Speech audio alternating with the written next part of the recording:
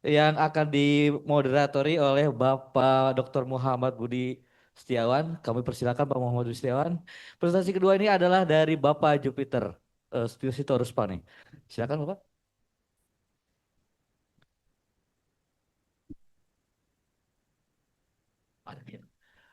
Selamat pagi, Assalamualaikum warahmatullahi wabarakatuh. Bapak Ibu yang kami muliakan, berikutnya adalah presentasi dari Pak Jupiter Sitorus Pane dengan judul yang ada di depan ini. Dispersia atau dispersia, bagaimana kita mengestimasi radiasi di sekitar kita. Saya undang Pak Jupiter untuk ke depan. Bapak Ibu sekalian, rekan-rekan, saya buka dulu ini.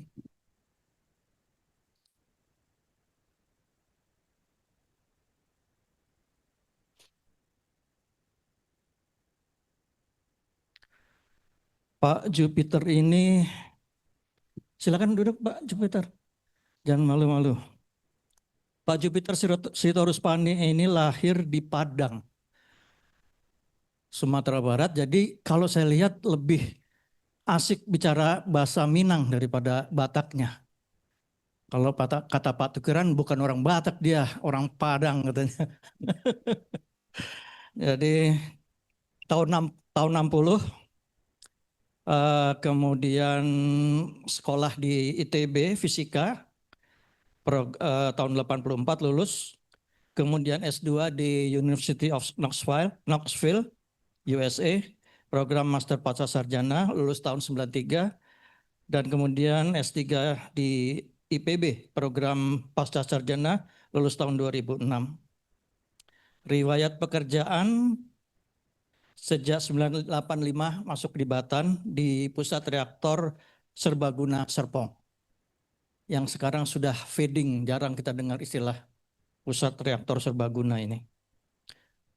Tahunnya DPFK. Ya, apa teman-teman yang muda ini tahunya DPFK. Dulu namanya Pusat Reaktor Serbaguna. GA Siwa Besi.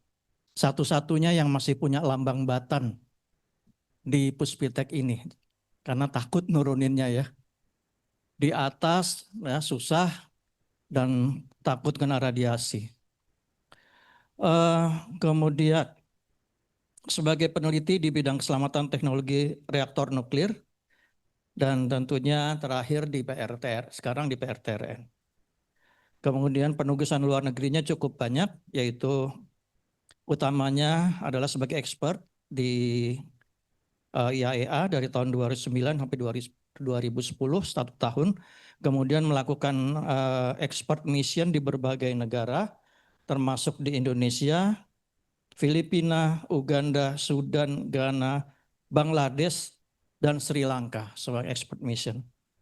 Terkait dengan infrastruktur pembangunan PLTN, nah ini sebenarnya justru diperlukan nih Pak. Mudah-mudahan kiprah selanjutnya ini di pembangunan PLTN ya, infrastruktur. Kemudian juga terkait dengan perawatan reaktor nuklir. Jadi tanpa memperpanjang lagi, kita punya waktu 1 jam. Pak, saya persilakan Pak Jupiter untuk menyampaikan presentasinya. Baik, terima kasih Pak Budi Setiawan untuk waktu yang diberikan kepada kami. Juga yang kami hormati Bapak Kepala Pusat dan juga semua teman-teman yang hadir pada presentasi ini, dan juga kepada teman-teman yang juga hadir melalui Zoom. Nah, di sini juga hadir beberapa teman dari kelompok penulis Indonesia hadir, yang di dalam hal ini ada atas binaan Ibu Indari Mastuti, jadi juga hadir bersama kita.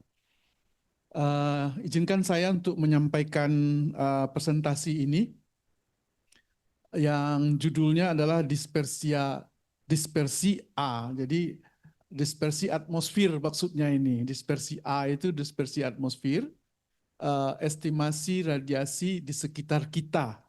Agak saya buat dulu judulnya mirip-mirip dengan buku. estimasi radiasi di sekitar kita dari alam hingga kecelakaan nuklir. Jadi ini yang akan kami sampaikan. Kami dari kelompok riset dispersi dan konsekuensi radiasi. Tadi sudah dijelaskan oleh Pak Budi Setiawan. Kok nggak mau lainnya ya? Nggak bisa lasernya ya. Jadi kami pertama sekali masuk tadi dikatakan tahun 85 yaitu di reaktor RSG gas. Di situ pertama sekali ngurusin safety analysis report. Waktu itu masih main tempel-tempel. Safety analysis report, safeguard juga di instrumentasi. Kami bekerja di sana di reaktor RSG gas. Kemudian jadi kami kerja sempat di 2 reaktor.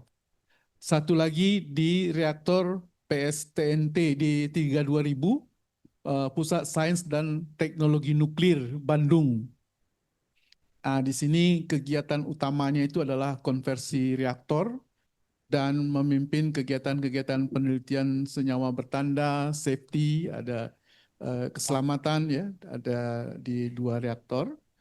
Nah, untuk pekerjaan di 2 reaktor ini, saya bersama dengan Pak Duyeh itu menulis satu buku judulnya Reaktor Riset dan Radioisotop ya, karena di Bandung bicaranya reaktor riset dan radioisotop. Nah, itu sebagai salah satu sumber radiasi yaitu reaktor riset sumber radiasi. Nah, di dalam perkembangan selanjutnya kami mengkonsentrasikan penelitian di daerah di dispersi atmosfer. Dispersi atmosfer itu ada seperti kami gambarkan di sini, tidak kelihatan ya. Dispersi atmosfer itu gambarannya di mana lepas bila terjadi kecelakaan, terjadi pelepasan radiasi ke atmosfer, kemudian sebagian yang di udara terdeposisi, kemudian masuk di air, di sini udara maksudnya ya.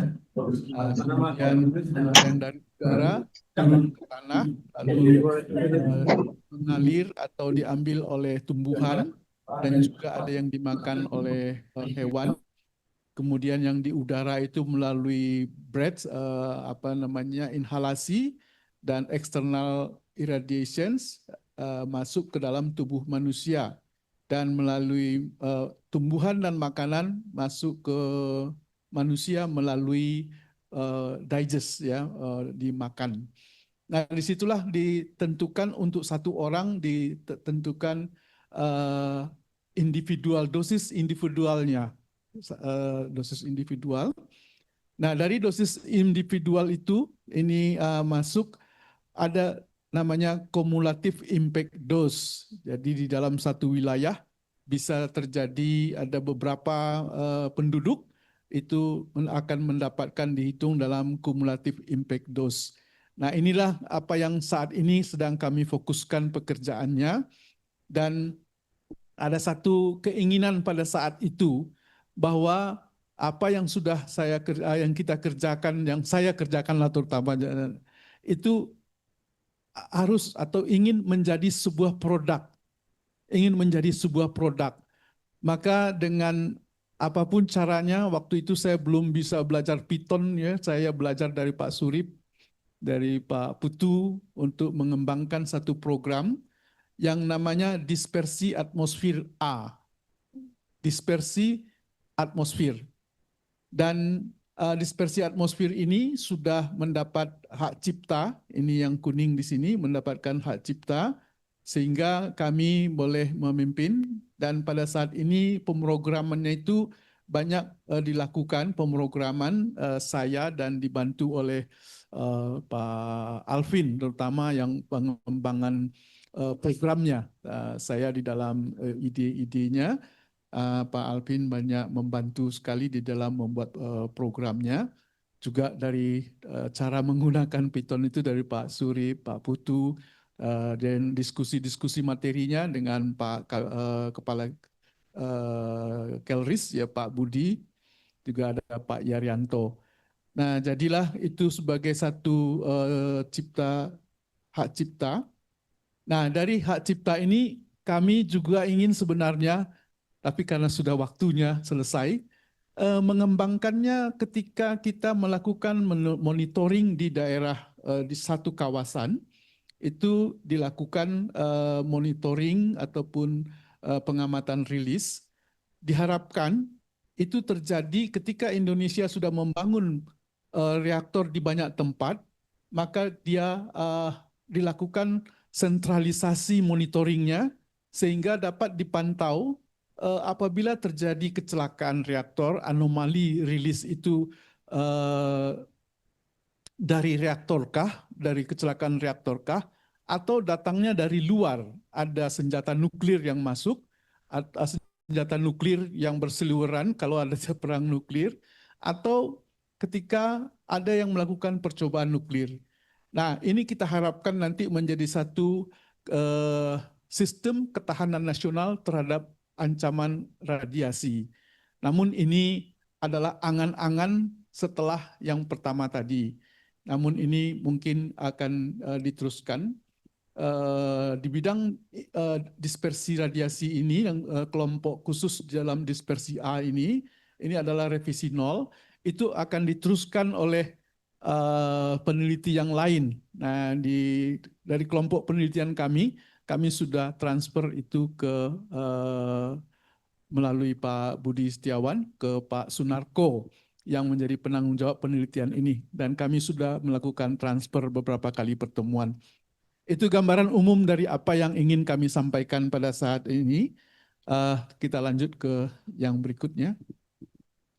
Nah, jadi dispersi A ini, dispersi atmosfer ini adalah sebuah perangkat lunak untuk estimasi radiasi di sekitar kita dan risiko kesehatan akibat lepasan radiasi dari suatu sumber radiasi, seperti pada satu kecelakaan di fasilitas nuklir. Ini dispersi A. Ya, ada berbagai sumber yang mungkin muncul atau yang bukan mungkin, yang diatur oleh Bapeten, yaitu sumber radiasi dari instalasi nuklir jenis reaktor. Nah, ini 3000, Kartini, SG Gas, dan Dream PLTN. Jadi kalau kita mau PLTN akan dibangun, itulah Dream PLTN yang akan kita lakukan analisisnya. PP 2014 juga sumber radiasi dari instalasi nuklir non-reaktor, yaitu fabrikasi bahan bakar nuklir, storage bahan bakar nuklir, dan juga bahan bakar bekas. Dan kemudian dari PP 29/2008 itu sumber radiasi dari instalasi pengion kelompok A, B, C, rumah sakit, lab, radioisotop production. Nah, ini semua sumber-sumber radiasi ini perlu mendapat pengawasan yang cukup. Nah, bagaimana kita menghitung lepasannya atau model lepasannya? Ini ada beberapa metode yang dipakai, yaitu box model, plumb Gaussian model, PUF dan UHF Gaussian, particle trajectory model. Ini bisa kita gunakan practical trajectory model itu dengan high split. Kemudian risiko yang akan diperoleh itu adalah yang akan diperkirakan, yaitu adanya konsentrasi yang tersebar kepada penduduk di sekitar. Lalu kita kami menghitung individual program ini, menghitung individual dose, kemudian kumulatif dose, lalu risiko kesehatan. Dan dengan perhitungan-perhitungan ini, kita boleh merencanakan kedaruratan nuklir, yaitu dengan menetapkan EPZ-nya. Emergency Precaution Zone, ya, precautionary zone. Nah, itu adalah bagaimana radiasi yang kita peroleh dari misalnya terjadi kecelakaan di fasilitas nuklir, maka kita akan menghitungnya dengan menggunakan model Gaussian atau particle trajectory model, dan kita akan menentukan nanti bagaimana konsentrasinya, individual dose-nya, dan kumulatif dose dan risiko kesehatannya. Nah, ini semua selama ini kita sudah memakai PC Cosima, PC Cream, itu kita pakai dengan menggunakan alat yang dari luar. Nah, dalam penelitian yang kami lakukan, kita mencoba bagaimana membuat program yang kita sendiri membuatnya, sehingga nanti ketika dimodifikasi, disesuaikan dengan site plan, itu bisa lebih mudah dan kita bisa membangun sendiri. Lanjut. Pakai ini bisa ya? Nah, ini sumber-sumber radiasi yang perlu dikelola, ya, yang perlu dikelola yaitu reaktor riset, nah reaktor daya PLTN. Ini yang perlu kita sumber-sumber radiasinya. Kemudian sumber radiasi pengion yaitu dari instalasi siklus bahan bakar nuklir. Nah, ini sini kita lihat dari fuel fabrication, fresh fuel, kemudian production of element, ya, fuel element, kemudian interim storage, reprocessing. Ini fasilitas-fasilitas ini semua berpotensi untuk melepaskan radiasi, seperti waste disposal, uranium mining dan mining, sampai kepada uranium enrichment. Ini berpotensi sehingga perlu sekali melakukan estimasi atau perhitungan terhadap lepasan radiasinya. Kemudian sumber radiasi lain yaitu pemanfaatan sumber radiasi pengion A, B, C. Ini menyangkut kelompok zat radioaktif, ekspor, kemudian import, kemudian import zat radioaktif untuk keperluan selain medik. Biasanya yang import-import itu medik. Ini yang kelompok B itu import, ekspor, pengalihan peralatan yang mengandung zat radioaktif untuk bahan konsumen. Sedangkan yang kelompok C itu adalah ekspor pembangkit radiasi pengion. Ini impor pembangkit radiasi pengion untuk keperluan medik. Jadi ada yang untuk keperluan medik, ada yang untuk keperluan pembangkit. Nah, ini juga menjadi perhatian kita di dalam menangani radiasi di sekitar kita. Lanjut. Kok lanjut? Kebiasaan bilang lanjut. Ini adalah diagram proses bagaimana melakukan perhitungan menggunakan dispersia, yaitu dimulai dari fuel atau core inventory, itu biasanya dilakukan perhitungan dengan origin. Kemudian yang dari inventory apabila terjadi kecelakaan, maka terjadi pelelehan atau kebocoran, leakage. Nah, inventory ini sekian persen akan masuk ke primary cooling system, kemudian masuk kepada reaktor pool, dari reaktor pool apabila terjadi kebocoran lagi langsung ke reaktor hall, dari reaktor hall ke reaktor building, dan dari reaktor building inilah akan keluar dari containment apabila terjadi pecah atau containmentnya tidak mampu integritas dari alatnya itu terjadi kebocoran atau pecah. Nah, maka dari situlah dikatakan source term. Jadi yang dikatakan source term itu bukan dari core atau inventory, tetapi dari lepasan dari containment itu ke udara. Maka itu disebut dengan source term. Nah, source term ini berupa plum, berupa bungkah yang akan dilepaskan ke udara. Nah, faktor yang mempengaruhi adalah meteorologinya. Jadi kemana arah angin dan keberapa kecepatannya akan menentukan sebaran radiasi itu sendiri. Nah, di sini kita lihat ada yang terdispersi ke udara, ada yang terdeposisi ke permukaan tanah, lalu melalui pathway-nya. Pathway itu artinya dari radiasi yang lepas masuk ke permukaan tanah, ke udara, lalu masuk ke menjadi satu konsekuensi radiologikal. Nah, inilah yang dilakukan perhitungan dengan menggunakan dispersi A.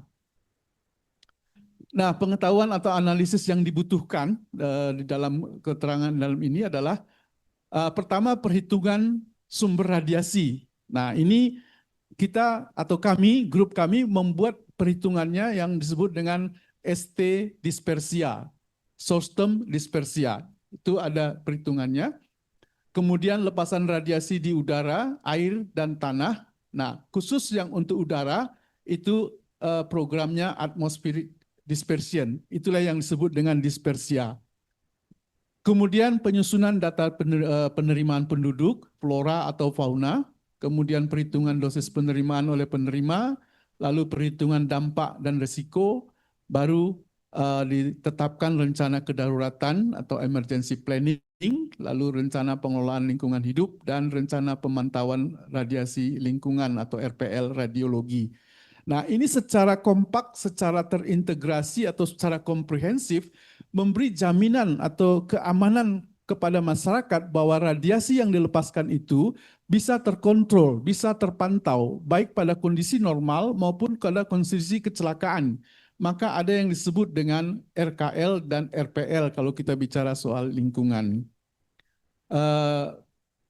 Ya, nah bagaimana sebetulnya program yang kami buat itu ada demonya. Kalau sebetulnya itu ada animasi, tapi kalau dengan animasi ini dia akan sangat lama. Lebih baik saya buat saja dulu yang seperti kami cetak gitu ya. Nah, jadi untuk program dispersia, yang pertama sekali kalau kita mau menghitung untuk ujung lemak abang, maka NUC ada di situ namanya titik awalnya itu kita ganti posisinya NUC SHP itu diganti, maka program ini langsung ke daerah itu. Kalau kita mau menghitung untuk daerah Kalimantan Barat, itu langsung dipindah set filenya NUC ini langsung ke Kalimantan. Jadi posisi di mana saja kita akan menghitung, kita hanya mengubah koordinatnya. Jadi sangat fleksibel. Ini berbeda dengan program-program yang lain karena perhitungannya itu masih general lalu terpisah-pisah. Tapi kalau dengan program ini dia otomatis di mana kita mau menghitung kita langsung bisa buat gambarnya di sana. Nah, ini adalah dalam program itu GUI-nya ya, GUI untuk tampilan interaksi dengan inputan. Nah, di sini ada suku sumber. Kita memasukkan berapa suku sumber yang kita hitung dari ST dispersion, kemudian memasukkan data meteorologinya, kita masukkan data penduduk, kemudian background. Jadi sebelum itu dihitung background-nya. Ini sudah kami juga lakukan waktu ke Kalimantan Barat.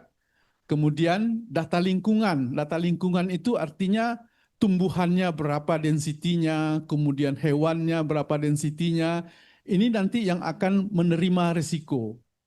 Nah, baru dilakukan konfigurasi, yaitu semua data-data yang masuk, lalu dilakukan perhitungan analisis konsentrasi dan dosis. Itu adalah untuk satu individual. Lalu risiko radiologi itu adalah untuk secara kumulatif. Nah, ini kuat sumber, ini hasil perhitungan dengan menggunakan origin.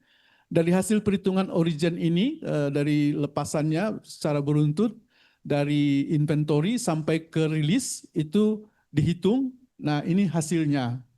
Itu hasil perhitungannya. Nah, ini kalau kita masukkan, jadi kita pilih radioisotop mana yang akan kita hitung.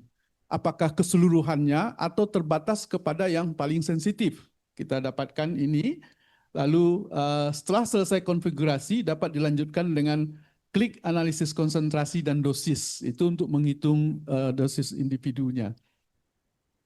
Ini data meteorologi. Nah, dalam hal ini masih diasumsikan satu arah itu satu kecepatan. Sebenarnya adalah satu arah itu ada beberapa kecepatan lalu dirata-ratakan. Nah, itu sudah dilakukan modifikasi untuk revisi 1. Untuk revisi 1. Nah, ini hasilnya kalau kita dengan program ini kita langsung bisa menggambarkan di mana posisi kecelakaannya, lalu secara sektoral itu bisa ditentukan ke arah mana terjadi konsentrasi itu dilepaskan. Oh, ini masih data penduduk. Jadi data penduduk sama ya dengan sektornya. Nanti penduduk ini yang menerima risiko di overlay dengan konsentrasi. Ya, ini hasil analisis risiko ada dua, yaitu risiko radiologi untuk penduduk dan juga risiko radiologi untuk kumulatif. Nah, kita lihat di sini, mohon maaf saya tidak bisa, tolong ditunjuk sedikit. Nah, jadi penduduk sama konsentrasi yang dilepas tadi itu akan kelihatan berapa besar yang terkena, diterima oleh penduduk itu. Jadi bisa digambarkan di sini kelihatan berapa milisievert itu bisa kita perkirakan. Sehingga dari gambar ini kelihatan bahwa semakin jauh dia, dampak radiologinya itu semakin kecil. Nah, disinilah kita bisa mengatur nanti kalau ada terjadi kecelakaan, apa yang kita lakukan, langkah-langkah apa yang mau kita lakukan, itu bisa kita tentukan dengan alat perhitungan ini.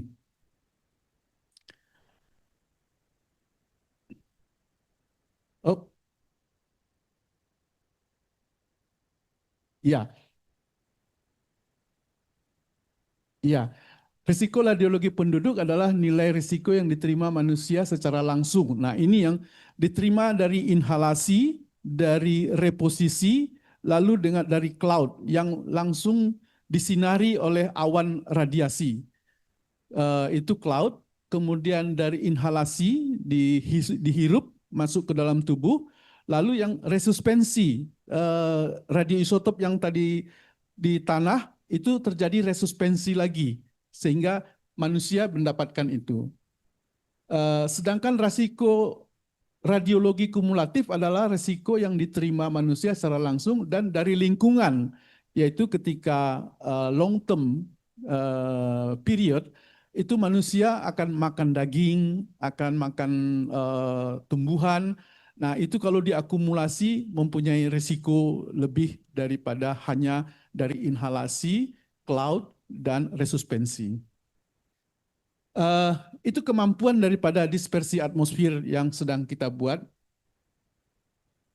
Nah, di sini seandainya di dalam satu instalasi kita Indonesia sudah mempunyai banyak PLTN, kita bisa memonitor itu secara sentralistik. Nah, ini kami kerjakan dengan HITN ya, dengan rumah program. Namun ini terpaksa berhenti karena tidak bisa dilanjutkan. Pun cita-citanya begini, ya pengembangan sistem pemantau radiasi pada setiap tapak fasilitas nuklir secara nasional. Kita harapkan dari tapak ujung Muria kita pantau, kita bisa hitung radiasinya. Kemudian dari Jogja, dari Jogja Kartini, kemudian dari Bandung, kemudian apabila kita mau di Pantai Kosong Kalimantan, atau di tapak PLTN di Bangka Selatan, atau juga Bangka Barat. Ini bisa dipantau. Nah, di samping itu juga bisa kita lakukan pemantauan di perbatasan-perbatasan bahwa negara kita itu terkena radiasi atau tidak dengan memasang alat-alat yang seperti ini. Segera terpantau apabila ada anomali pada hasil monitoring. Nah, ini langkah berikutnya, Bapak Ibu.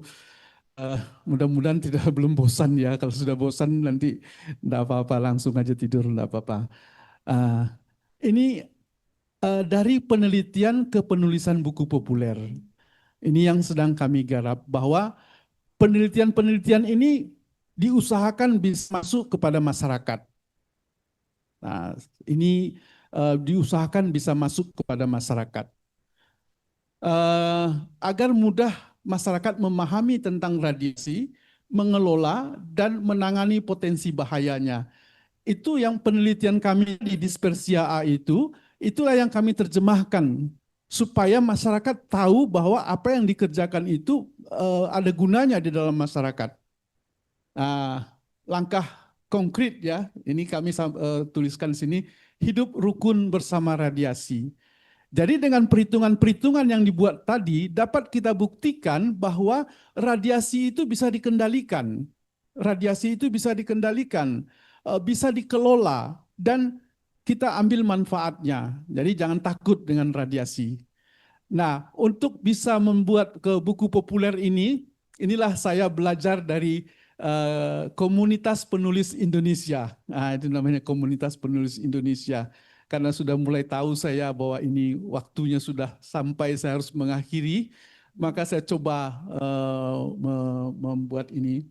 Dan satu hal lagi, waktu kami di Bandung, saya selalu mengatakan kepada teman-teman yang mau pensiun, kalau mau pensiun, tulislah buku, karena sekian puluh tahun kita bekerja di Batan, itu kalau ditulis pasti ada manfaatnya. Itu juga terngiang-ngiang bagi saya ketika sudah harus pensiun ini. Apa yang pernah saya katakan waktu saya di Bandung, itu saya implementasikan juga. Jadi di sini, makanya kami coba penulisan ini. Dan satu hal lagi, ada keinginan dengan penulisan buku ini, kita bisa atau kami ingin membangun sebuah komunitas, ya, menyambut PLTN yang akan datang, perlu ada sebuah komunitas. Nah, ini kami sebut dengan komunitas rukun radiasi yang pakai gratis aja dulu, Blogspot. Pak Wahid bisa diklik ini? Ya, klik ini.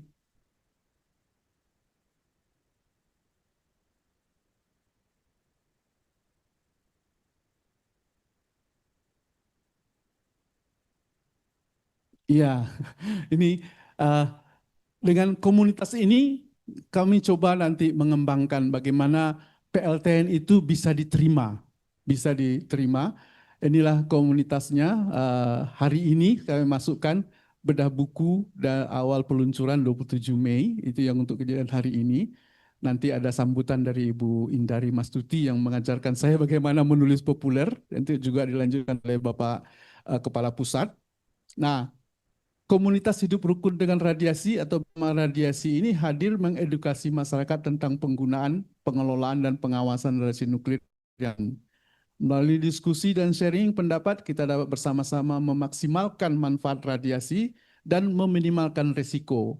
Mari hidup rukun dengan radiasi demi kemajuan dan kesejahteraan bersama.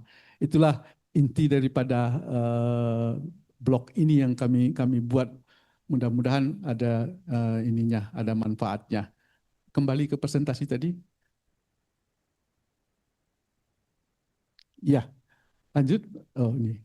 Ya, ini buku yang kami buat, yaitu radiasi di sekitar kita dalam hingga kecelakaan nuklir.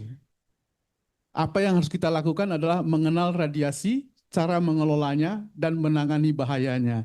Dan ini yang pertama sekali saya coba menulis buku populer ya, buku populer yang agak tidak gampang memang. Tapi ada yang ngajarin saya, itu yang penting, ada yang ngajarin. Ini bukunya, Radiasi di Sekitar Kita.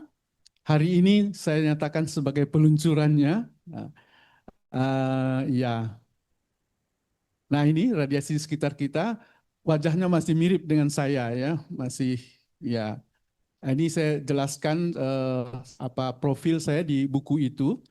Nah, harusnya buku itu sudah dalam bentuk dummy, tetapi karena waktu yang mepet ini masih belum sempat kami tunjukkan di sini, tetapi dia sudah ada seperti ini. Ini adalah daftar isinya, dan isinya ini dengan bahasa-bahasa masyarakat ya, bahasa-bahasa di dalam masyarakat dengan daftar isi yang seperti ini. Nah ini satu, yuk kenalan dulu sama radiasi. Jadi kita harapkan ini masyarakat bisa kenal itu radiasi, bagaimana di sini apa itu sebenarnya radiasi itu ya, apakah radiasi alam, bagaimana radiasi buatan. Harapannya ini bisa masuk kepada masyarakat.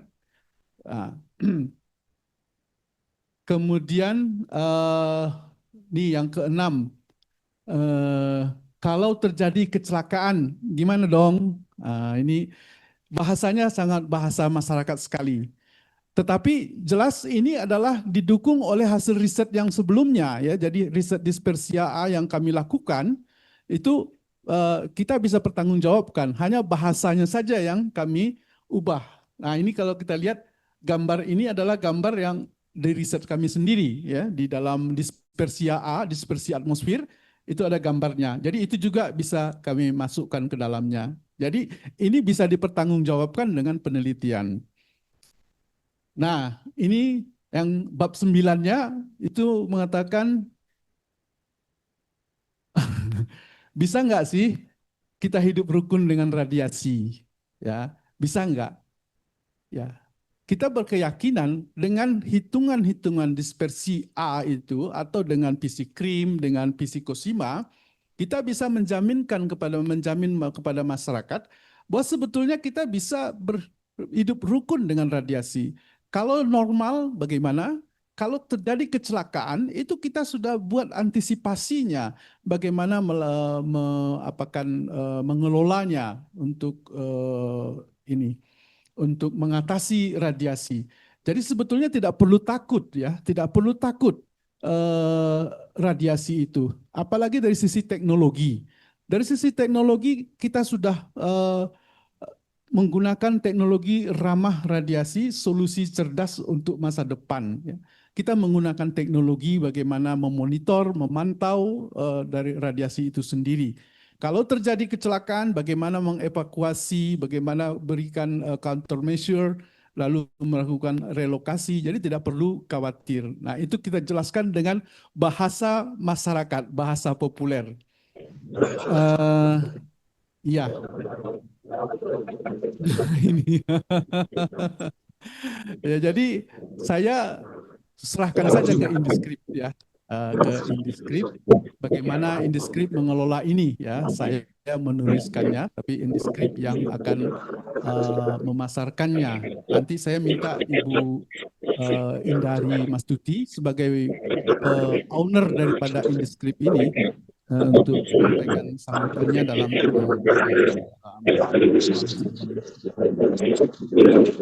ini untuk pembelian silakan menghubungi Miss Indescript Official. Ini ada nomornya ya. Ini sesuatu ya, apa yang kita kerjakan itu bisa dimonetize ya, bisa dimonetize juga. Demikian presentasi saya. Selanjutnya saya minta sambutan dari Ibu Indari Mastuti untuk memberikan sambutan. Silakan, Oke, Indari. oke Pak, suara saya aman Pak. Ya, terdengar dengan baik Ibu. Oke, terdengar dengan baik. Wah, terima kasih. Saya ada di tengah-tengah para peneliti yang hebat, yang luar biasa. Dan saya juga berterima kasih karena Dr. Jupiter mempercayakan untuk penulisan buku populer ya, populer pertamanya ya di Inscript ya. Padahal seperti yang kita tahu bahwa beliau ini adalah sebenarnya penulis ilmiah, peneliti yang hebat gitu ya. Dan kami ini bertemu di dalam satu komunitas. Nah, ini kelihatan banget bahwa Pak Jupiter ini semangat sekali untuk menulis sehingga akhirnya seorang peneliti masuk ke dalam komunitas penulis ya bersama kami. Lalu kemudian kami berkenalan beberapa kali Zoom. Kalau nggak salah 2 kali Zoom, Pak Jupiter sudah bilang saya mau menulis buku. Lalu kemudian saya tanya, Bapak, buku yang Bapak tulis ini mau ditujukan untuk siapa? Ya, lalu beliau bilang untuk masyarakat. Ya, saya bilang, Pak, jika Bapak ingin menulis untuk masyarakat, yang setahu saya sebagai masyarakat awam, ngomongin nuklir itu ngeri-ngeri sedap, gitu ya. Kemudian bahasanya juga bahasa yang cukup berat. Banyak sekali tulisan-tulisan ilmiah itu tidak bisa diserap oleh kami sebagai masyarakat awam. Nah, dari situ Pak Jupiter semangat lagi, saya mau belajar, katanya, menulis populer. Dan saya melihat bahwa kesungguhan Dr. Jupiter ini untuk belajar mempopulerkan tulisannya itu sangat terlihat Di dalam grup kami tidak pernah satu hari pun beliau berhenti untuk menulis tentang nuklir dengan bahasa yang lebih populer. Lama-lama saya dan teman-teman di sana mulai paham, wah ternyata nuklir itu ada ya di rumah kita ya radiasinya. Oh ternyata gitu. Ketika bahasa awam itu, bahasa yang populer itu masuk ke dalam masyarakat umum, maka kemudian akhirnya kita lama-lama menjadi lebih paham bagaimana kami mengetahui sekaligus juga mengendalikan, sekaligus juga menghindari barangkali yang namanya radiasi tersebut. Nah, inilah yang kemudian membuat saya juga semangat ya mendampingi Pak Jupiter untuk menghasilkan buku pertama, buku populer pertama radiasi di sekitar kita dengan bahasa yang lebih awam. Saya berharap bahwa saya bilang juga ke Pak Jupiter bayangkan ketika banyak peneliti yang ilmunya itu luar biasa, puluhan tahun ada di dunia penelitian, lalu kemudian menulis buku, bukunya disebarluaskan kepada masyarakat lewat tulisan yang membumi, saya yakin masyarakat ini akan menjadi lebih cerdas. Tanpa perlu dia menjadi peneliti dulu, dia akan menikmati apa yang dihasilkan oleh peneliti di Indonesia yang luar biasa. Selamat Pak Jupiter untuk kelahiran buku radiasi di sekitar kita. Teman-teman yang ada dari penulis Indonesia, terima kasih sudah hadir dan terima kasih juga untuk para peneliti yang hari ini hadir. Ayo semangat membumikan penelitian Anda melalui tulisan yang bisa ya dicerna oleh masyarakat luas, tidak peduli backgroundnya apa, tidak peduli status sosialnya apa, tidak peduli ya bidang yang ditekuninya apa, tetapi penelitian Anda memang harus kembali ke masyarakat. Terima kasih. Selamat pagi. Terima kasih Tepuk Bu tangan Indari. untuk Tepuk Bu tangan Indari. untuk Bu Indari dan Pak Jupiter. Terima kasih Bu Indari sudah memberikan sambutannya. Baik, demikianlah presentasi kami sekaligus launching buku bahwa mulai hari ini buku ini kami nyatakan diterbitkan. Nanti juga Pak Kepala Pusat nanti akan menyampaikan itu. Demikian presentasi dari kami. Selanjutnya kami serahkan kepada moderator Pak Budi Setiawan. Terima kasih Pak Jup. Kita beri aplaus dulu Pak Jup. Jadi ada dua paparan disampaikan tadi mengenai beta version dari dispersi A yang telah mendapatkan hak cipta dan sekarang dilanjutkan oleh Pak Sunarko. Ada Pak Sunarko di sini ya. Jadi kemarin sudah kami ajukan ke Pak Topan untuk pengalihan HITN-nya, apa namanya HTN rumah program ya. Kemudian yang kedua ini tentang launching ya. Launching buku populer Pak Jub, radiasi di sekitar kita. Silakan kalau ada pertanyaan di sekitar dua tema ini. Pak Sony, kemudian Bu Geni, Bu Indari, apakah masih ada di ruang? Masih Bapak. Oh masih, baik. Nanti kalau ada pertanyaan Bu. Boleh Bapak, silakan. Yang ketiga dari Pak Kapus, Pak Topan. Ya baik, ada ya. Berarti Pak Sony, Bu Geni, dan Pak Topan. Pak Sony silakan. Baik, terima kasih kepada moderator yang berikan waktu ke saya. Tadi sebenarnya saya tidak tanya, tapi hanya kata-kata Pak Jupiter, waktunya sudah sampai. Nah itu kayak terakhir gitu loh. Ya saya jadi, maksudnya sudah selesai di print Pak. Tapi kalau Pak Jupiter tentunya masih berkiprah panjang ya, karena saya tahu sifat dari Pak Jupiter waktu Pak Jupiter hijrah dari RSG ke PRTRN. Nah itu ada 3 orang yang bergabung dengan bidang saya ya, yaitu waktu itu Barmik ya.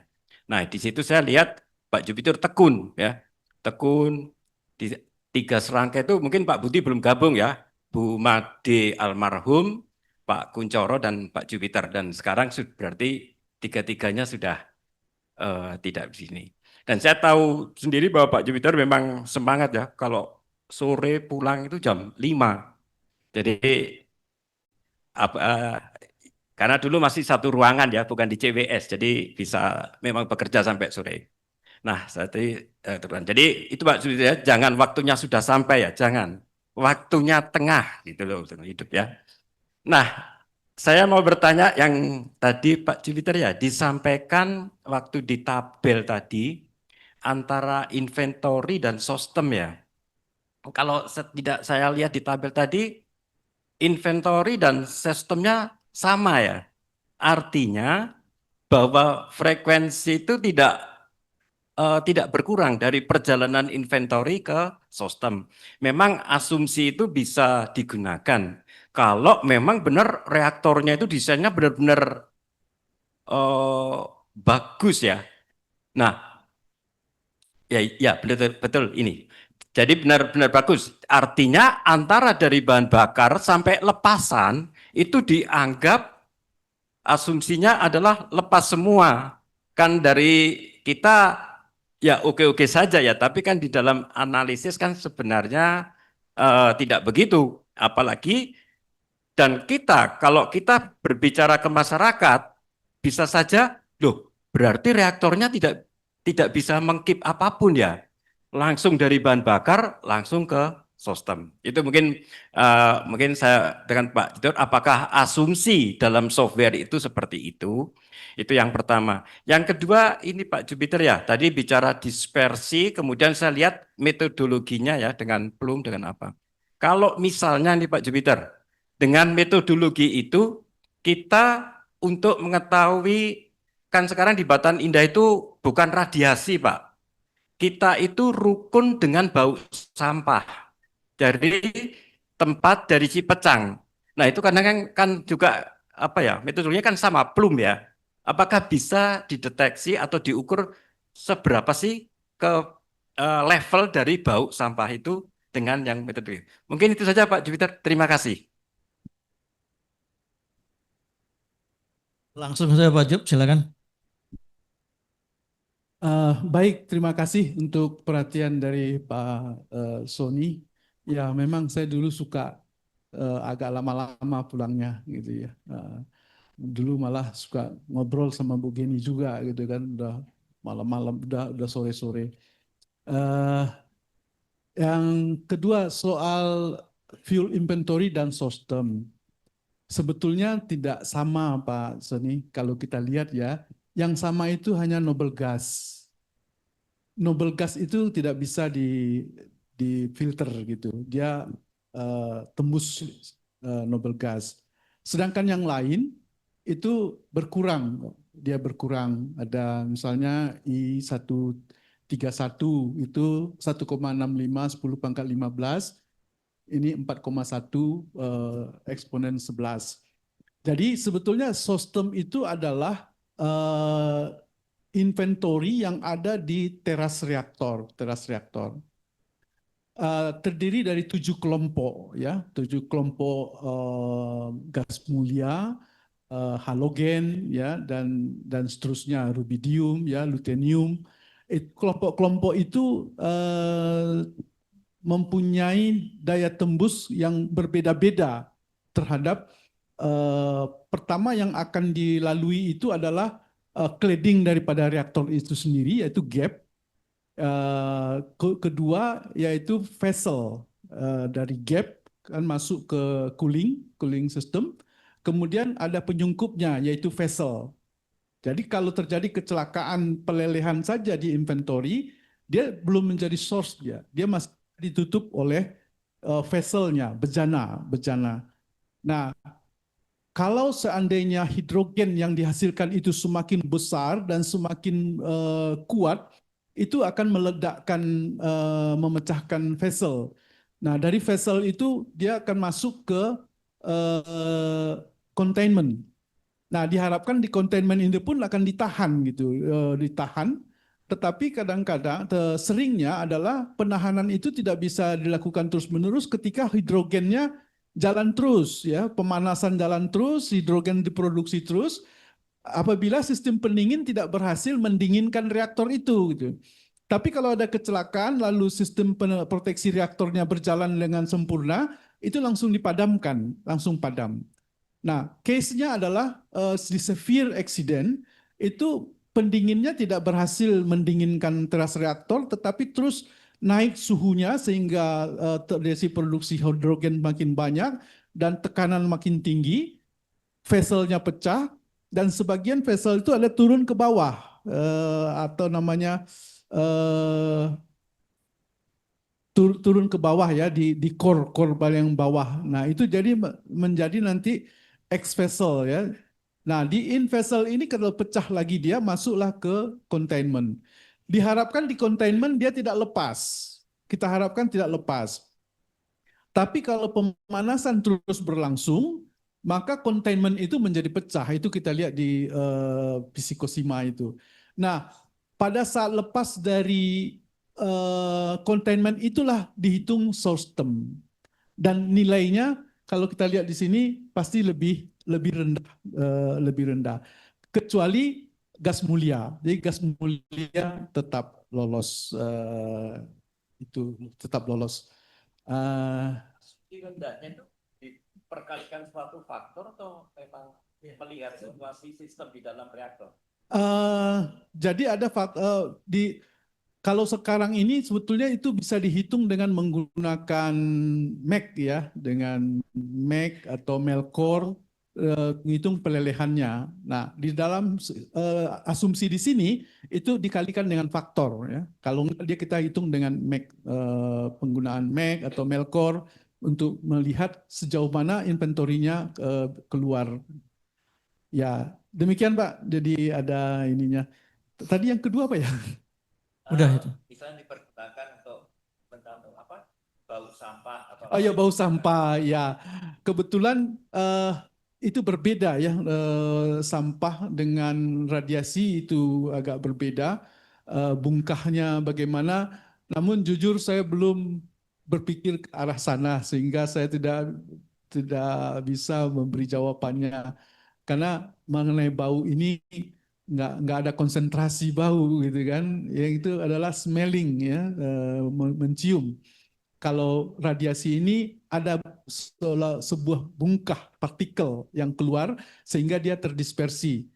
Kalau bau, apakah itu terdispersi? Saya nggak tahu juga begitu ya. Sehingga eh, berapa kebauannya itu saya belum melihat ke sana, Ya, mohon maaf Pak, saya tidak bisa menjawab. Silakan. Ya, terima kasih Pak Jup. Sebagai info sedikit saja Pak Sony, kita pernah menghitung Pak Yari dulu ya dengan teman-teman di BMKG ketika ada isu Jakarta sangat polluted itu ya, terutama dari Suralaya.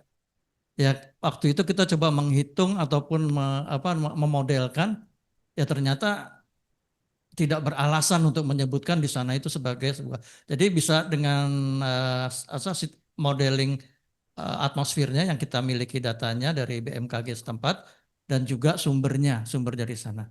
Saya pikir bau juga sebenarnya bisa ya. Bau sebenarnya bisa, nanti coba kita diskusikan bau Cipecang sampai ke Batan Indah. Memang terasa tuh Pak, makanya saya jarang ke rumah Pak Sony karena itu. Apalagi sore hari ya. Sore hari, malam hari itu pagi masih segar. Bu Geni, silakan Bu Geni. Terima kasih Pak Moderator, terima kasih Pak Jupiter, luar biasa. Bagi saya Pak Jupiter ini adalah penyulut semangat. Ya, saya jadi ingat sejarah waktu kita kerjasama ya Pak Jupiter ya. Menurut saya kalau nggak ada Pak Jupiter mungkin nama kita sebagai istilahnya keluar dari zona nyaman, kita melakukan desain yang sekarang dilanjutkan oleh Pak Topan, alhamdulillah dengan peluitnya. Tidak akan pernah ada nama RDE yang bisa mencuat sebagai yang terlist di dalam buku ARIS IAIA. Terima kasih Pak Jupiter atas kooperasinya luar biasa dan teruslah menjadi penyulut semangat Pak Jupiter. Ya, saya jadi terkesan dengan Pak Jupiter yang perubahan itu kan pasti selalu ada gitu ya. Dan kita dituntut bukan hanya untuk bertahan tapi kita beradaptasi bagaimana kita mencari solusi. Dan di sini Pak Jupiter sudah bercerita belajar menulis dengan bahasa yang bisa dipahami dengan mudah oleh masyarakat dengan keluarnya buku ini. Saya jadi ingat sejarah saya sendiri sebenarnya yang saya itu gemas dengan publikasi yang dilakukan oleh para wartawan waktu kita gencar dalam sosialisasi. Makanya saya sebenarnya juga gemes, Peluit, ayo dong Pak Topan lebih gencar disosialisasikan. Memang kita nggak punya duit sekarang ya untuk kita membayar wartawan. Tapi pada saat itu saya tergugah, saya ingin belajar menulis sendiri di koran dan lain sebagainya. Karena apa yang ditulis oleh wartawan itu kok nggak sesuai dengan apa yang diinginkan kita. Karena memang mempunyai basic ilmu yang beda dan interest yang beda gitu ya. Kita lebih mempertimbangkan risikonya juga gitu. Jadi Pak Jupir teruslah belajar menulis dengan bahasa yang bisa mudah dipahami oleh publik ya. Jadi ini babak baru Pak Jupiter ya. Jangan pernah berhenti sebagai penyulut semangat. Pertanyaan saya terkait dengan apa yang dipaparkan oleh Pak Jupiter telah membuat suatu cita-citanya dulu kan sering cerita bikin software gitu ya. Mudah-mudahan ini bisa dilanjutkan sehingga bisa menjadi hasil yang bisa dipertanggungjawabkan dari kita sebagai komunitas nuklir Indonesia. Ya Pak Budi Setiawan ini tanggung jawabnya ini sebagai ketua kelompok mungkin ya. Untuk sebagai generasi pelanjutnya siapa gitu ya. Yang saya tanyakan ini dengan status yang dicapai sekarang ini, tentunya teman-teman dispersi atmosfer ini kiprahnya sudah luar biasa, ya. Dimulai dengan almarhumah Bu Made, ada Pak Budi Setiawan, Pak Jupiter, kemudian mungkin grupnya sekarang harusnya akan semakin kuat gitu ya. Dengan apa yang disampaikan Pak Topan terkait dengan RUPTL 500 megawatt, saya nggak tahu jenis reaktornya apa. Dulu memang Torkon begitu gencar, tapi sekarang Pak Bob sudah hengkang dari Torkon, ganti tentunya mempunyai kiprah yang modelnya berbeda gitu ya. Saya nggak tahu sejauh mana kesiapan yang telah dicapai oleh teman-teman dispersi ini mengantisipasi kalau memang 500 megawatt itu nanti dibangun di Indonesia untuk 2032 mungkin ya dan lain sebagainya. Sebenarnya detektornya dan lain sebagainya tadi Pak Sony juga sudah ada pertanyaan nakal detektor bau sampah bisa nggak sih ya? Ya, menurut saya bisa karena ada detektor juga kalau kita di ruangan kalau ada asap dan lain sebagainya itu interaksi kimia gitu ya. Saya rasa bisa. Nah, sejauh mana kesiapan dari teman-teman dispersi atmosfer ini untuk mengantisipasi terkait pembangunan 500 megawatt PLTN Indonesia. Dan siapa nantinya yang berwenang untuk mengontrol itu dan mengeksekusi kalau terjadi memang wah ini keadaan darurat dan lain sebagainya. Demikian Pak Jupiter, terima kasih. Silakan Pak Jup. Terima kasih Bu Geni untuk encourage-nya ya. Saya dulu paling sering dengan Bu Geni ini kalau sudah pulang kantor ngobrol-ngobrol. Iya, baik. Sejauh mana kesiapan? Nah, ini mungkin tidak saya yang akan menjawab ini secara final dari Pak Budi ya, Pak Budi. Hanya saya punya satu keyakinan mengapa saya bersemangat di bidang ini sampai juga pada penulisan, yaitu saya biasanya selalu positif gitu ya. Kalau sudah ada sebuah keinginan, itu biasanya ingin dicapai. Dan saya punya keinginan buat software, saya harus capai gitu. Kalau belum dapat, saya berhenti. Saya tidak bisa berhenti gitu. Itu masalah. Apa yang saya ucapkan waktu saya jadi kepala di PSTNT harus menulis itu harus saya tunjukkan juga. Kalau enggak nanti orang Bandung akan protes sama saya. Loh, Bapak dulu nyuruh kami nulis, sekarang Bapak enggak. Nah, ini bukan saya tulis. Nah, asumsi saya bahwa PLTN itu akan segera ada. Akan ada. Saya tidak ragu untuk itu. Oleh karena itu, dalam gerakan walaupun saya tidak lagi di dalam BRIN, tetapi secara kemasyarakatan saya akan mencoba meyakinkan bahwa PLTN itu akan ada. PLTN itu akan ada karena saya tidak ragu di situ. Oleh karena itu saya investasi tenaga saya, pemikiran saya untuk mempersiapkan itu. Nah, alat ini ya dispersia ini saya ingin meyakinkan bahwa ketika dihitung dengan PisiKrim, ketika dihitung dengan Pisikosima, itu alat ini bisa menjadi pembanding, dan karena saya meyakini nanti PLTN itu ada begitu. dan jadi pembandingnya, alat ini sebagai pembanding. Nah, mengenai kesiapan, saya lihat waktu kita mempersiapkan ULA, Ujung Lemah Abang, dan saya juga ikut di dalamnya, ada Pak Yaryanto ya. Kita sudah juga melakukan analisis untuk itu bersama-sama dengan menggunakan Pisikrim dan Pisikosima. Jadi apabila nanti yang 500 megawatt ini 2,5 kali 2,5 ya Bu ya, 2,5 di Kalimantan, 2,5 di Sumatera kalau tidak salah itu. Nah, itu tinggal ketika itu diminta untuk dianalisis, saya pikir ini Pak Budi dan kawan-kawan sudah akan siap melakukan itu karena sudah berbagai pengalaman yang melakukan analisis ini. Pertama yang di Ujung Lemah Abang, kemudian yang di Bangka Belitung juga kita sudah lakukan analisis, dan sekarang ini penelitian-penelitian yang dikomandoi oleh Pak Budi Setiawan, kita mempersiapkan data untuk melakukan analisis di Pantai Gosong. Itu sudah kita siapkan. Jadi menurut kami dari sisi teknologi atau perhitungannya, kita sudah banyak melakukannya dan punya pengalaman. Ketika ada instruksi lakukan perhitungan itu, mungkin disitulah kita mempersiapkan diri, Bu. Jadi kita data-data sekarang sedang dihimpun dari data background. Ya, kami beberapa kali ke sana ya, Pak Budi, mengambil data background di Kalimantan. Kita tidak tahu nanti kalau ada lokasi yang lain, kita tinggal segera kirim tim menghitung background, mengambil data penduduk, flora, fauna, lalu dimasukkan ke program, mungkin itu bisa segera dilakukan ya, tergantung kepastian daripada program itu sendiri. Namun saya pribadi, karena saya beranggapan itu pasti akan ada ya, pasti kalau bahasa yang lebih insya Allah ya, yang lebih soft gitu ya. Saya berkeyakinan Dream PLTN itu akan segera ada, oleh karena itu kita persiapkan. Mungkin itu aja yang bisa saya jawab sekarang Bu Geni, tentang kepastiannya mungkin dari Pak Budi Setiawan nanti yang bisa menyampaikan. Baik, iya Pak Jup sudah menjawab sebenarnya Bu Geni. Kita sudah mempersiapkan perhitungan untuk sementara ini di Kalbar, di Bengkayang, dan juga di Babel. Perhitungan latar, background, kemudian meteorologi, kerjasama dengan BMKG, dan beberapa data lain ya, data penduduk dengan BPS, data dari BPS. Itu yang sudah kita siapkan. Terakhir dari Pak Topan, dan nanti saya akan tutup dengan kuis. Ada satu kuis, nanti ada hadiahnya juga. Silakan Pak Topan.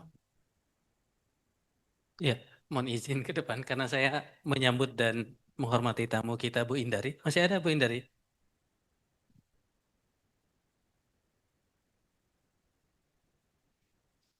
Oh ya, terima kasih Bu Indari dan mungkin ke teman-teman. Pertama terima kasih Bu Indari karena sudah dari kemarin sore ya Pak Jupiter cerita prosesnya dan teman-teman ini menarik ya.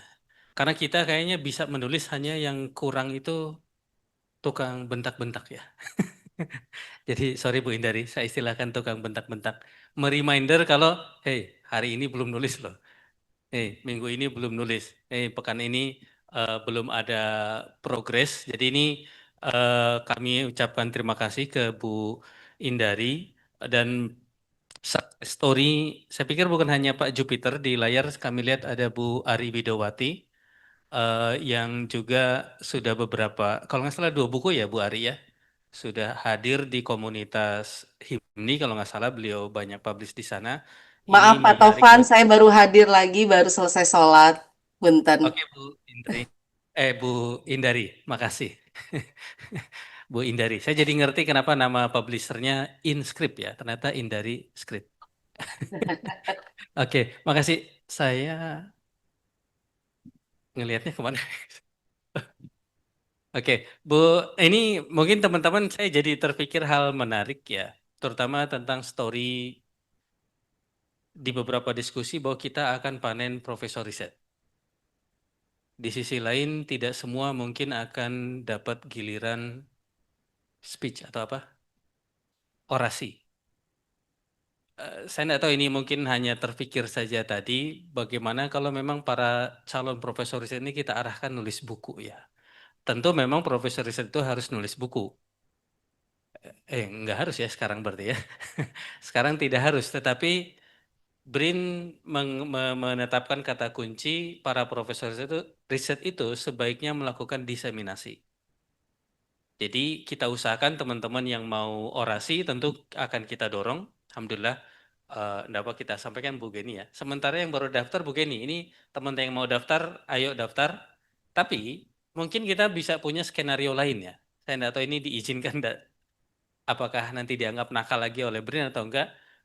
KSG ini kita bisa punya serial KSG panen profesor riset. Saya nggak tahu, mungkin toganya kita bisa minjem aja ya. Kan yang penting ada foto pakai toga, ada foto lagi ngomong, dan jadilah profesor terdiseminasi gitu. Tapi terlepas dari itu Bu Indari, jadi ada teman-teman yang sesuai aturan kita bisa disebut profesor Bu Indari. Nah ini mereka harus nulis. Dulu harus nulis apa namanya naskah orasi ya. Sekarang mungkin ada hal yang menarik, bagaimana kalau teman-teman itu nulis buku populer. Kalau naskah orasi kayaknya lebih saintifik ya, agak saintifik meskipun tidak terlalu detail, tetapi ya tetap saintifik. Nanti kalau Bu Indari CS di InScript bisa membantu dan saya kurang tahu nanti teman-teman akan seperti apa, karena kalau memang kita masih menunggu SK-nya akan seperti apa, tapi kalau kriterianya utama saja, sementara kan kriterianya utama ya. Saya kurang tahu nanti kalau utamanya apakah harus S3 atau utamanya harus 4C ke atas, ini masih menunggu SK-nya. Tapi kalau utamanya saja, maka punya banyak, mungkin lebih dari 20 ya, utama. Jadi kalau bikin KSG profesor riset itu kita perlu beberapa seri gitu. Karena kalau langsung 20 mungkin nggak lucu juga. Terus dari itunya, hal yang menarik yang sekarang diinspirasi oleh Pak Jupiter, juga ternyata pembicara pertama kita, Pak Yazis pun sudah ada buku ya Pak Yazis ya.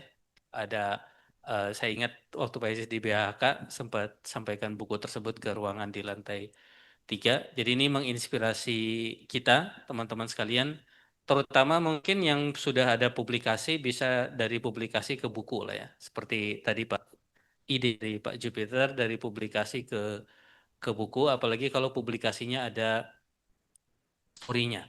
Jadi kembali, momen ini selain kita meluncurkan Pak Jupiter, Pak Jupiternya ini kita luncurkan dari PRTRN ke dunia luar, Pak Jupiter juga makin bermanfaat. Kita juga meluncurkan bukunya atas bantuan Bu Indari Mastuti dan tim dari InScript. Terima kasih Bu Indari. Semoga nanti kalau ada teman-teman yang memang akan follow up penulisan buku populer, ya saya kurang tahu nanti apakah publisher itu bisa kerjasama ya Bu Indari ya. Misalnya dengan penerbit BRIN sendiri. Karena penerbit BRIN mungkin setahu kami tidak terlalu involved dalam penulisan ya, setahu kami. Pokoknya naskah jadi bisa dipublish. Tapi sebenarnya yang kita perlukan ini tadi Bu Indari, teman-teman yang mau menegur kita kalau seminggu nggak ada nulis gitu.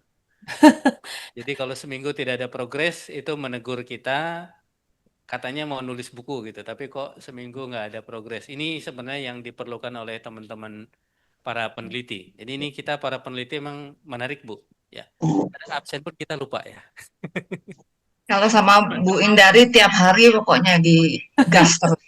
Nah, itu kita perlu reminder untuk ngegas tulisannya. Tentunya nanti saya pikir Bu Indari akan ngasih tips and trick ya, bagaimana cara menulis buku. Ini semoga nanti kita bisa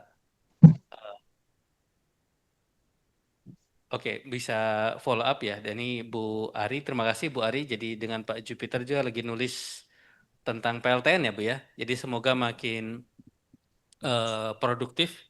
Bahkan buku pun sekarang kan hanya ada buku yang mirip komik lah ya, gambar-gambar begitu. Bu Indari, ini saya tidak tahu karena zamannya sekarang sudah eh, berubah ya. Buku mungkin juga tidak seperti buku di era dulu, prosa-prosa begitu. Ada juga buku yang banyak gambarnya.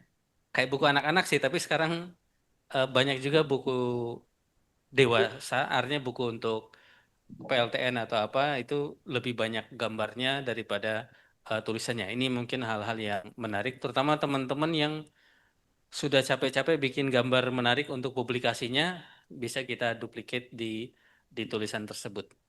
Itu mungkin Bu Indari Mastuti, terima kasih banyak atas success story project buku yang Sama-sama. dimulai di 24 Mei. Ini April. April, Pak. April ya. Iya. Jadi proyek penulisan buku Pak Jupiter ini sebanyak 156 halaman tadi kalau nggak salah, itu dimulainya di 24 April. Jadi 1 bulan lebih sedikit bukunya sudah bisa publish, dan ini mungkin jadi success story menarik bagi kita ya. Buku ini yang naskah orasinya udah ada, mungkin bisa diolah menjadi buku populer ya, atau story RD-nya mau kita bukukan juga, bahannya banyak, artinya ya dari macam-macam lah. Kita bisa banyak dari RGTT ke RDE lalu ke Pluit. Ini kan story ikhtiar kita para peneliti untuk bikin karya. Oke, kembali Bu maaf Bu Indari, terima kasih banyak atas peluncurannya, dan hari ini kembali. Oh iya, saya lupa tadi ingin nawar ya, Pak Jupiter ini harganya 129.000 ya. Ini Bu Indari kalau yang Ya. pesan hari ini boleh dapat potongan nggak? Jadi teman-teman bisa langsung, siapa yang pesan hari ini ya. Ini Pak Jupiter ini kenapa bisa cepat Pak Tovan? Karena memang ada satu teknik yang saat ini memang dipakai oleh kami ketika mendampingi para profesional, tokoh atau pejabat yang mereka tidak punya waktu untuk menulis setiap hari. Jadi kami punya teknik 8 jam menulis buku. Ya, jadi literatur utamanya tentu dari pengalaman mereka sendiri, ya. Lalu kemudian juga kami kombinasikan dengan teknik berbicara, seolah-olah bahwa Pak Jupiter waktu menulis itu lagi ada di depan audiens yang orang awam. Ya, sehingga akhirnya pada saat menulis sudah lebih populer dibandingkan Pak Jupiter lagi berbicara dengan sesama peneliti. Jadi kami langsung studi case dan langsung aktif gitu kan untuk praktek. Pak Jupiter bicaralah seolah-olah saya adalah audiens Bapak ya. Nah, pada saat Pak Jupiter berhadapan dengan saya, beliau menganggap bahwa saya adalah orang awam, maka pada saat itu yang keluar, yang dituliskan itu adalah bahasa yang down to earth, ya, ke bawah. Dan ternyata dengan pola seperti itu jadi lebih cepat. Ya, dan memang di kami ini dengan 8 jam nulis buku ini, harapannya 30 hari bukunya terbit. Begitu kira-kira, Pak. Supaya cepat, supaya ini. Dan saya juga appreciate karena Pak Jupiter itu bilang ke saya, Bu Indari, saya nanti kalau sudah pensiun, saya mau menuliskan semua penelitian saya itu dalam bentuk buku. Jadi saya mau menghabiskan waktu saya pensiun itu dengan buku. Wah, saya dukung banget Pak, karena memang masyarakat awam seperti kami ini jarang banget dapat penelitian-penelitian yang valid. Yang ada kami dapatnya yang hoax-hoax ya, yang viral itu hoax karena penelitinya kalah nulisnya gitu kan sama yang hoax gitu kan. Ayo Bapak mah nulis aja, dan kami bantu juga untuk Bapak Jupiter ini tiap hari nulis itu salah satunya dengan launching blognya juga. Jadi blognya lahir untuk Pak Jupiter nulis tiap hari, bukunya juga lahir. Demikian Pak Tovan dan teman-teman semua. Terima kasih Bu Indari. Maaf teman-teman, tadi saya mungkin teringat ya, Profesor Riset, tapi sepertinya banyak produksi lain. Teman-teman yang DBR, TA-nya bisa juga dibukukan, teman-teman yang ya, macam-macam sepertinya bisa dibukukan lah ya. Dan kita dengan tema tadi 8 jam, semoga bisa produktif. Meskipun secara kefungsionalan harusnya internasional ya, tapi ya ada buku ini tetap manfaatnya akan besar ya Bu Indari ya. Oke, mungkin saya batasi demikian. Sekali lagi terima kasih. Saya kembalikan kepada Pak Budi Setiawan. Terima kasih Pak Topan, terima kasih Bu Indari. Ada sobat saya juga Bu Ari yang kita sedang menulis juga tapi masih belum populer yang itu ya. Baik, terakhir kuis untuk prize ya. Bapak Ibu sekalian, apa nama judul buku dan nama blog yang diangkat oleh Pak Jupiter? Silakan judul dan blognya. Ada rukun-rukunnya tadi untuk supaya ingat. Ayo, ayo, angkat tangan. Nama buku. Ya, Pak Anies. Mas Anies. Nama. Oke. Namanya kalau tidak salah Komunitas Rukun Bersama Radiasi. Salah. Salah. Hadiah bisa dibagi dua nggak? Boleh Pak dibagi dua. Gitu. Soalnya yang satu betul. Ya. Mas Warisi. Nah, Mas Warisi aja. Nah, itu baru betul. Ada hidup rukunnya ya. Baik, jadi hadiahnya bagi dua itu. Ya. Oke. Yang satu dapat tasnya aja, yang satu dapat isinya. Baik, terima kasih atas perhatian Bapak Ibu sekalian di KSG kali ini. Dan mohon maaf, saya tutup. Assalamualaikum warahmatullahi wabarakatuh. Waalaikumsalam warahmatullahi wabarakatuh. Mas Farisi, yang tadi menang siapa Pak? Mas Farisi ya? Yang menang siapa? Ya, hadiah tolong siapa yang mau menerima hadiahnya di sini? Dari Pak Jupiter. Ya, Pak Jupiter. Halo. Oke. Mas Farisi silakan. Eh,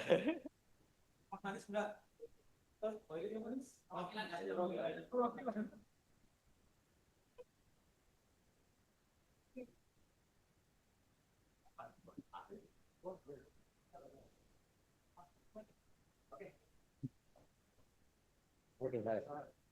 Langsung aja ya. Oke, Pak Yazis dan Pak Jupiter tetap di sini. Pak Yazis silakan untuk ke depan dan Pak Topan untuk pengantar mungkin atau sedikit saja tentang Pura Bakti ini. Oke, untuk pengantar Pura Bakti. Oke. Jangan khawatir teman-teman, di belakang sudah ada makan siang. Ya, di sini boleh, Pak. Pak Jupiter silakan, Pak ini.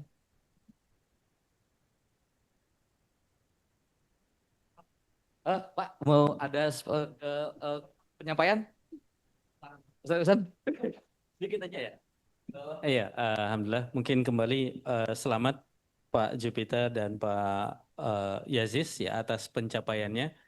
Sudah 40 tahun berkarya dan 33 tahun berkarya ya, dan ini bisa melaluinya dengan kondisi yang sehat dan dengan legacy yang tadi sempat disampaikan ya. Keduanya bergerak di bidang yang berbeda. Semoga manfaatnya berjalan terus Pak ya, bahkan mungkin di dunia dan di akhirat manfaatnya. Itu saja mungkin kesan-kesannya, dan terima kasih inspirasinya. Bagi teman-teman, inspirasinya mungkin tidak harus menunggu pensiun ya. Termasuk nulis buku tadi, mungkin tidak harus nunggu pensiun, meskipun dicontohkannya pas pensiun, tapi kita bisa mulai sebelum pensiun, seperti Pak Yazis juga ya. Demikian mungkin sepatah dua patah katanya. Terima kasih.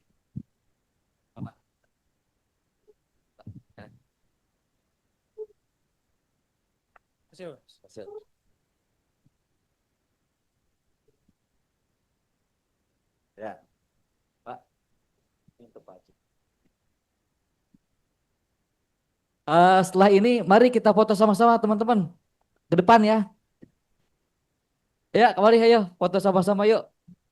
Kita kenang-kenangan dengan Pak Yazis dan Pak Jupiter untuk menghormati pelepasan beliau.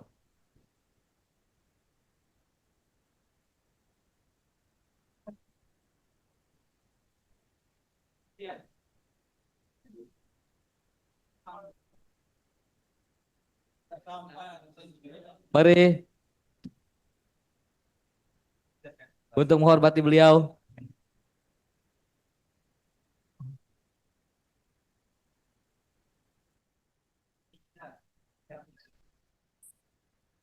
Oke.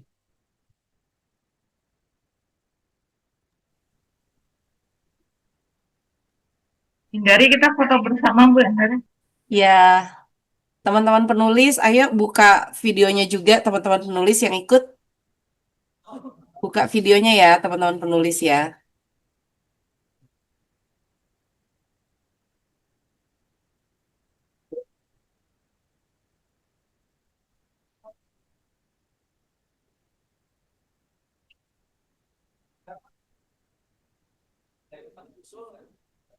Bapak Rikin.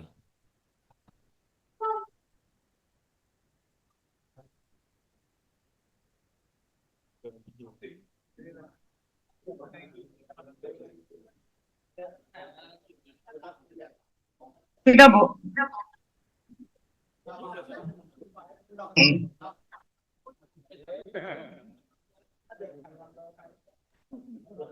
Ulang ya, 1, 2. Ini ada ungu, dok.